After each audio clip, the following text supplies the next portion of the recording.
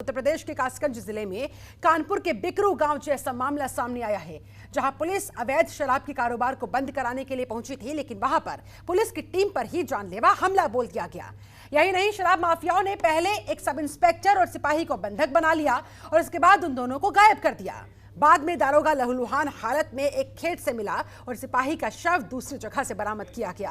तो इस पूरे मामले में पुलिस ने कार्रवाई करते हुए मुठभेड़ के बाद एक आरोपी को ढेर कर दिया है, मार गिराया है, जबकि मुख्य आरोपी मोती ढीमर घटना को अंजाम देने के बाद से ही फरार चल रहा है।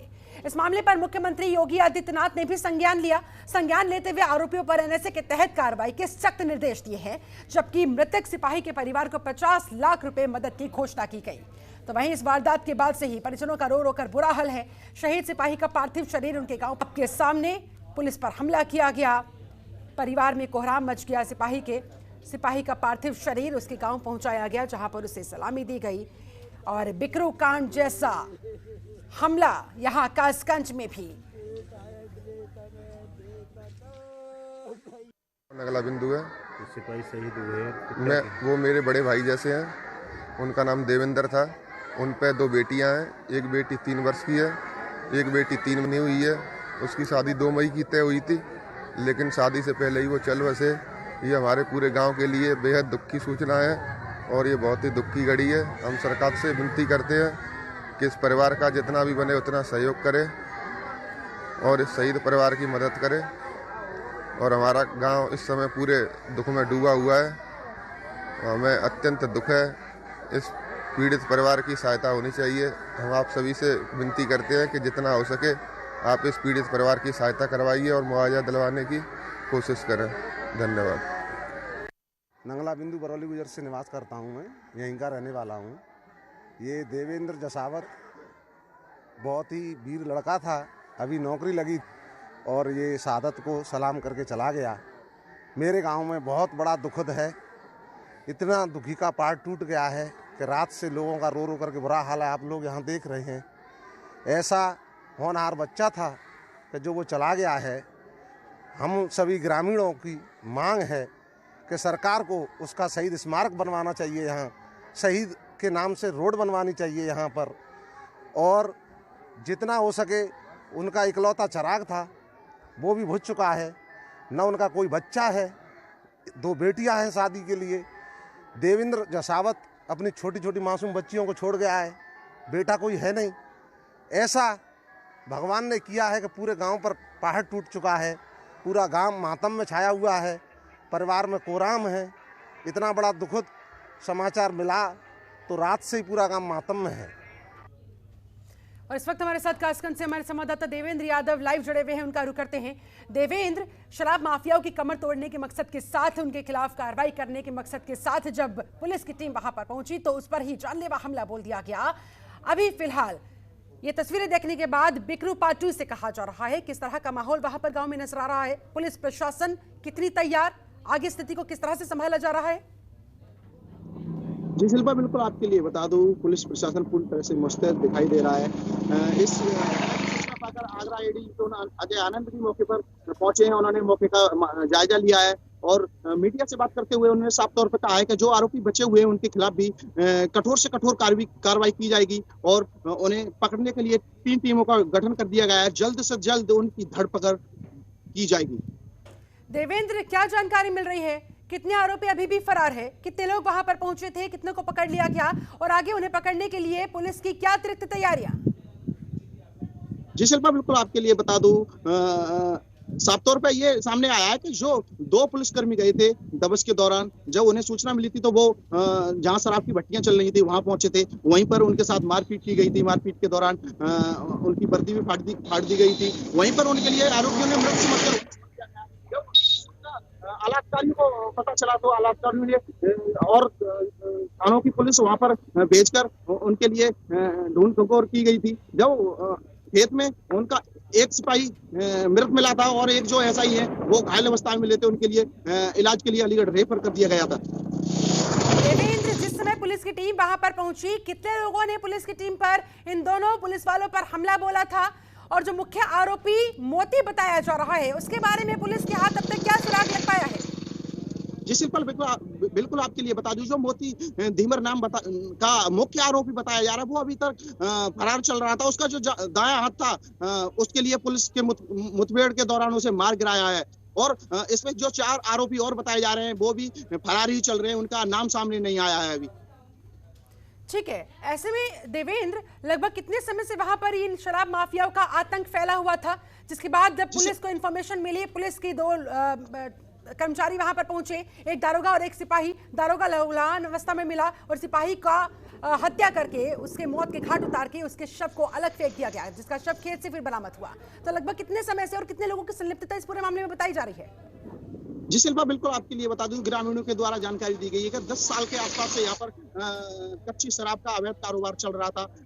पुलिस उस कच्ची शराब पर शिकंजा कसने में नाकाम रही है। कई बार और भी चर्चाओं में रहा है ये गांव कच्ची शराब को लेकर। जो आरोपी है मुख्य, जो मोती धीमर नाम है, उस पर 12-13 मुकदमे धाराओं में पंजीकृत है, मगर ऐसे आरोपियों को पुलिस खुले में छोड़कर अपने लिए परेशानी साबित कर रही है। ठीक है देवेंद्र यादव, आप हमारे साथ बने रहे, लौटूंगी आपके पास, लेकिन इस समय सुन लेते हैं आगरा एडीजी अजय आनंद ने इस मामले पर क्या कुछ कहा। दौरान हमारी घटना हुई तो हमारी रेंज के पुलिस थी, हम लोग सब मिल के कॉम्बिंग कर रहे थे। उसमें जो अपराधियों ने पुलिस की पार्टी को देखकर फायरिंग की, उसमें एक व्यक्ति मारा गया। बाद में उसकी पहचान अलकार के रूप में हुई, जो पहले घटना में वांछित था। और इसके अलावा हम लोग सारी टीम, आप जब सब देख रहे हैं, आप लोग मौके पर है, कॉम्बिंग निरंतर जारी है कि बाकी जो हमारे वांछित अभियुक्त हैं उनकी गिरफ्तारी हेतु, और जो असलहा हम लोग का अभी गुम हो गया है हमारे उप निरीक्षक जी का, उसका असलहा की बरामदगी की गई। हम लोग की कॉम्बिंग जारी है, सख्त से सख्त कार्रवाई होगी। और जल्दी जो लोगों ने जो साहसिक कार्य को अंजाम दिया है उनके भी गिरफ्तारी होगी। हमारे साथ संवाददाता देवेंद्र यादव लगातार लाइव जुड़े हुए हैं। एक बार फिर से उनका रुख करते हुए, देवेंद्र, ये जो हमला बोला गया, किन किन चीजों का हमले के दौरान इस्तेमाल किया गया? क्योंकि जानकारी के मुताबिक वहां से सरिया बरामद हुआ है, वहां से भाले भी बरामद हुए हैं।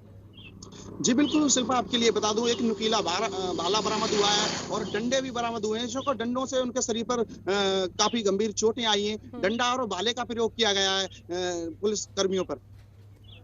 ऐसे में देवेंद्र, मुख्य आरोपी मोती पहले भी हमले कर चुका था पुलिस की टीम पर, और जब ये 2 पुलिस वाले वहां पर पहुंचे, क्या उन्हें जरा भी अंदेशा नहीं था कि इस तरह का कोई हमला उन पर किया जा सकता है? जरा भी ऐसी कोई खुफिया जानकारी उनके पास नहीं पहुंची थी? शिल्पा, बिल्कुल आपके लिए बता दूं, जो मोती धीमर नाम का जो मुख्य आरोपी है, वो पहले भी कई बार चर्चाओं में रह चुका है। हाँ। उस पर कर्री धाराओं में मुकदमा पंजीकृत है, मगर पुलिस की यहाँ चूक रही, क्योंकि यहाँ पर जो 2 पुलिसकर्मी गए थे, वही पूरी तरह से इनकी गलती रही है। गलती कह सकते हैं या कोई नाकामी कह सकते हैं, क्योंकि जब इस तरह का कुख्यात अपराधी था तो इसके लिए पूरी तरह से टीम गठित करके उस पर दबिश डालनी थी। ये पूरी तरह से नाकामी रही है पुलिस की, यहाँ पर यह गलती भी कह सकते हैं। यूं कहा जाए, यूपी पुलिस ने बिकरू कांड से कोई सबक नहीं लिया। जी शिल्पा, बिल्कुल बता दूं, पहले भी बिकरू कांड में इस तरह का दिल दहलाने वाला मामला सामने आया था, फिर भी कासगंज की पुलिस को बिकरू कांड से कोई सबक नहीं मिला। ये जो यहाँ घटना देखने को मिली है कासगंज,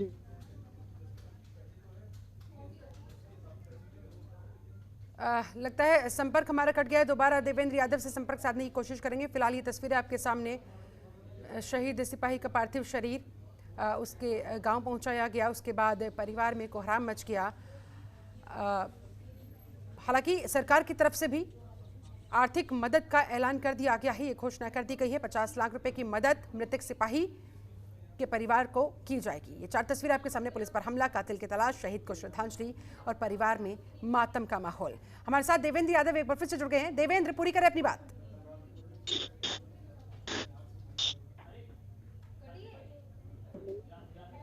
देवेंद्र, अभी वहां पर फिलहाल किस तरह की स्थिति आपके सामने नजर आ रही है?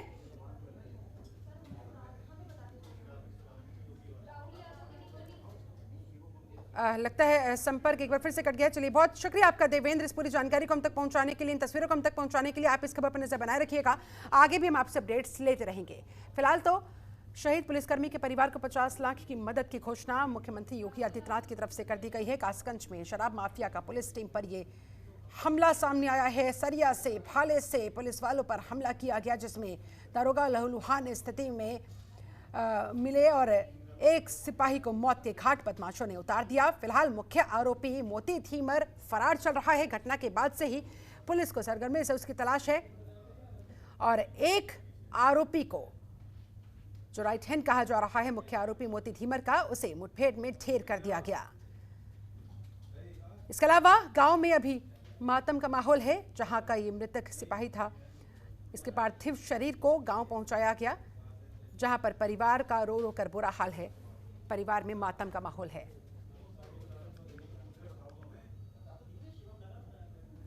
और ये कासगंज कांड है क्या, आइए ग्राफिक्स के जरिए आपको बताते हैं, समझाते हैं। दरअसल कासगंज में बिकरू कांड जैसा मामला सामने आया। शराब माफिया ने पुलिस की टीम पर हमला बोल दिया। हमले में सिपाही देवेंद्र की मौत और दारोगा अशोक घायल। लहूलुहान हालत में उन्हें पाया गया और उसके बाद फिर उन्हें अस्पताल में एडमिट कराया गया। शराब माफिया मोतीराम के घर कुर्की का नोटिस चस्पा करने के लिए दरअसल ये दो पुलिस वाले पहुंचे थे, जिनमें एक सिपाही और एक दारोगा थे। आरोपियों ने पुलिस की टीम को पूरी तरह से पीटा, उनके कपड़े तक फाड़ दिए। जानकारी के मुताबिक उनके ऊपर सरिये से, भाले से हमला बोला गया। घटनास्थल से 1.5 किलोमीटर दूर खेत में बंधक की हालत में दोनों मिले।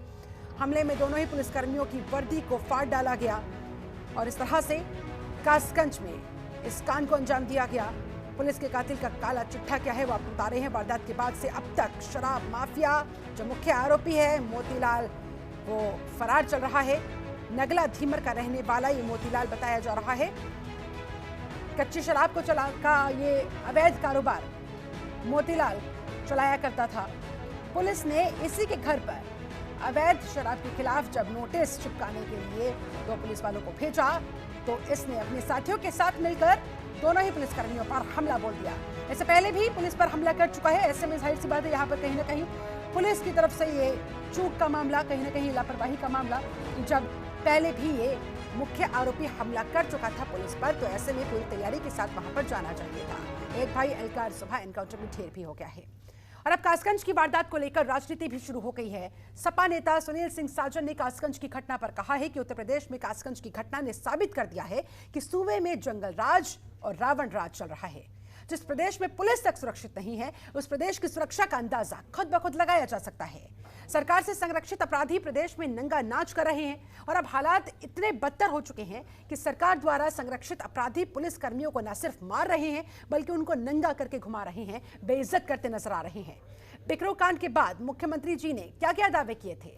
क्या ये दूसरा बिकरू कांड नहीं है? इन तमाम सवालों के साथ योगी सरकार को एक बार फिर से घेरा गया। खबरों के निष्पक्ष विश्लेषण के लिए सब्सक्राइब करें Jantantra TV and press the bell icon. Never miss any update.